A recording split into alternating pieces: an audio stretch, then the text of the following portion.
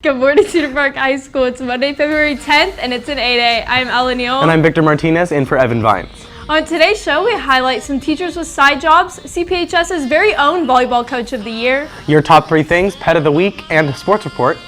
Turn it up because the packed Wolfcast starts now.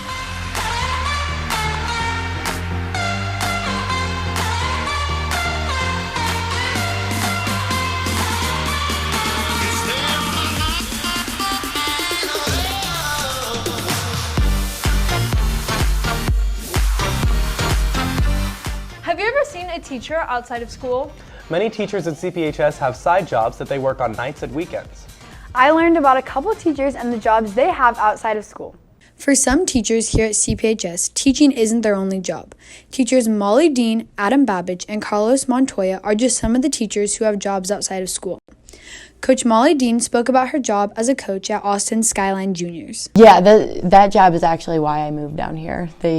I got this job last summer.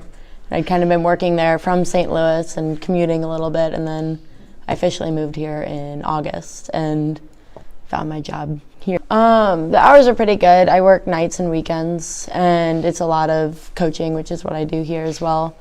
Every now and then I'll have a conflict with like a soccer game or something like that, but Coach Gamble's pretty good about helping me out, and it doesn't conflict with any volleyball season, so that's nice.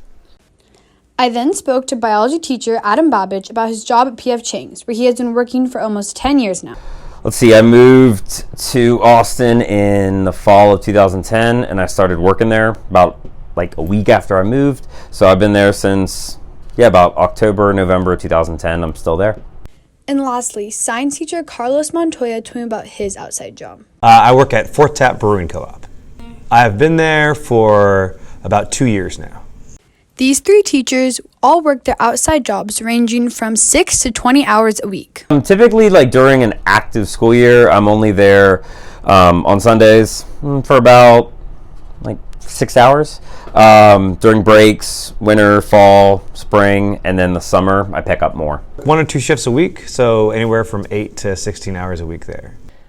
Per week, I'd say about 20. And lastly, do these teachers ever see students? Oh yeah. Some people sometimes it's, just, oh, hey, I didn't know you work here, or, oh, hey, you told me you worked here, so we showed up during your shift. It's fine. It's funny. I don't get weirded out or anything.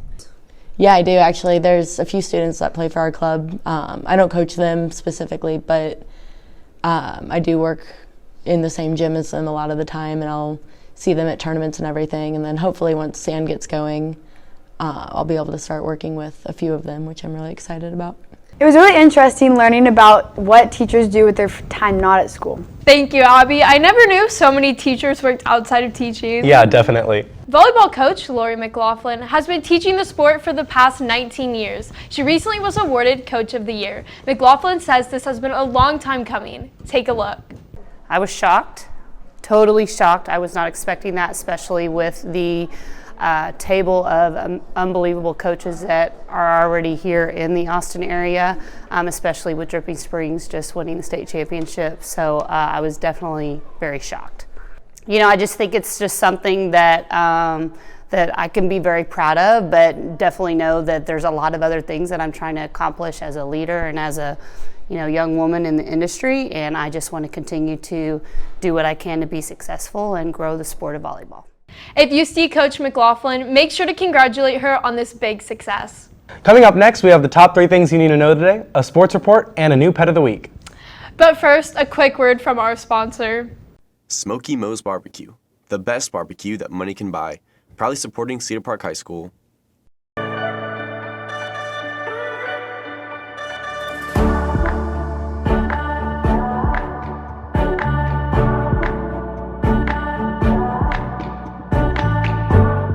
I'm Amelia Kaza with your top 3 things you need to know this morning.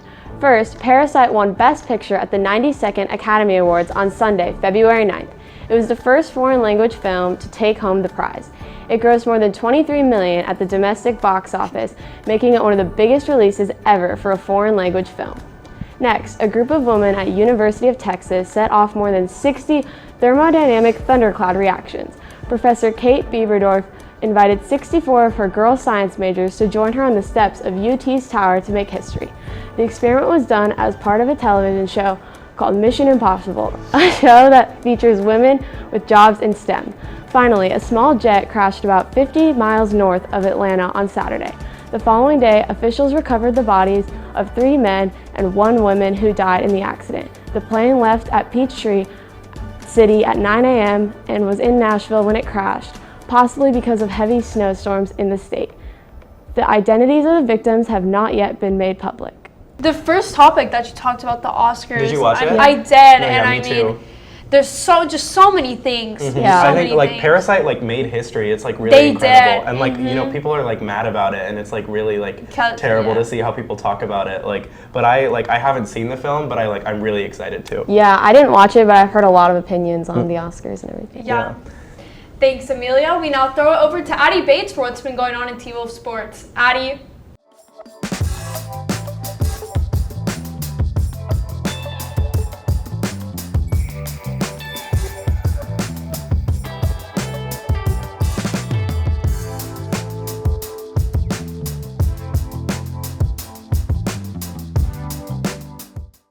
Thanks, Ella, and welcome to the Wolfcast Sports Report. I'm Addie Bates.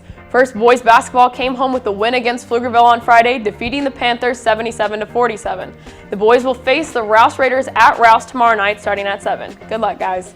Moving on to girls basketball, the ladies also came home with a win against the Panthers, defeating them 56-42. The girls will also be taking on the Rouse Raiders tomorrow and will be here at home starting at 7.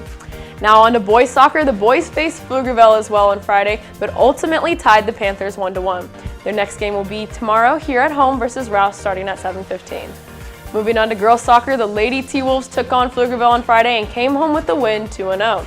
The girls will look to continue their streak as they also take on the Rouse Raiders at Rouse tomorrow night starting at 7:15.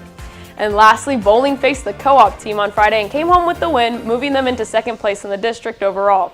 The team will have 2 matches later this week as they face Georgetown on Friday and the co-op team on Saturday. That's all I have for y'all today with CPHS News. I'm Addie Bates. Back to y'all at the desk. Before we go, it's time for your Pet of the Week. This is Claire Sidwell's 2 adorable goats. Their names are Max and Ruby, and she's had them for 2 years. Claire takes them on walks with her chickens, and they love to play with the neighborhood kids. Max and Ruby are similar to dogs in that they wag their tails and even try to bark like them. That's all we have for today. Remember, you can catch anything you missed on the Wolfcast on our YouTube channel. Just search CPHS News. And we'll be back tomorrow with a story over senioritis, information on Spanish Club, Your T-Wolf Spotlight, and Top 3 Things. With CPHS News, I'm Ella Neal. I'm Abby Martinez. I'm Amelia Caza. and I'm Victor Martinez. Remember to make it a great day or not, the choice is yours. Have a phenomenal day, Cedar Park.